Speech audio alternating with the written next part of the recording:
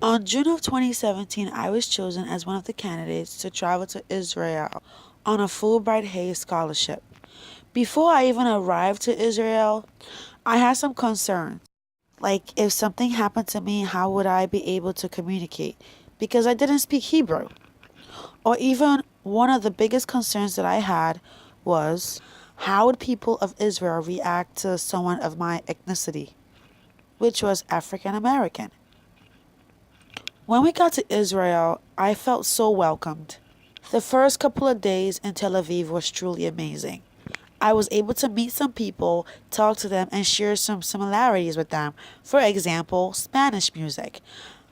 I learned that throughout this trip, a lot of people in Israel enjoy Spanish music and even the language. One of the people I got to talk with says she even loved to watch the Hispanic dramas like Telemundo. We were even able to share some common languages in Spanish and have a standard conversation. At some point, I felt like home.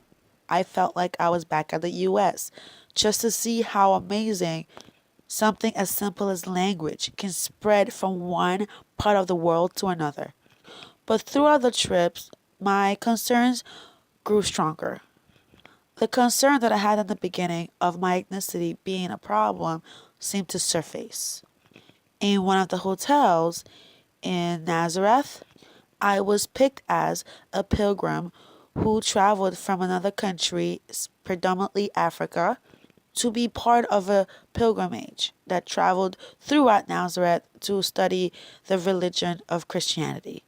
However, even so, I was told I was not allowed to sit away from my group. I was picked to sit next to my group, who happened to not be part of my Fulbright Hayes group. I truly did feel angry, but some part of me knew that this time was coming. After trying many times to explain that I was not part of this pilgrimage group but a different group, I realized that I was speaking English and they did not understand what I was saying. All they did at this point was point to me, to the group, and to a chair sitting next to a strange person I have never seen before.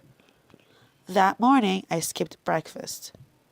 I also had another experience when I was walking through part of a land in Akko, in which two or three Jewish young men were playing around. When they saw me walking down the street, immediately they stopped and their eyes just seemed to follow every step that I took. I felt a little bit uncomfortable. However, the more that we traveled through this experience, the more I got to learn about myself, the people, as well as the culture in general.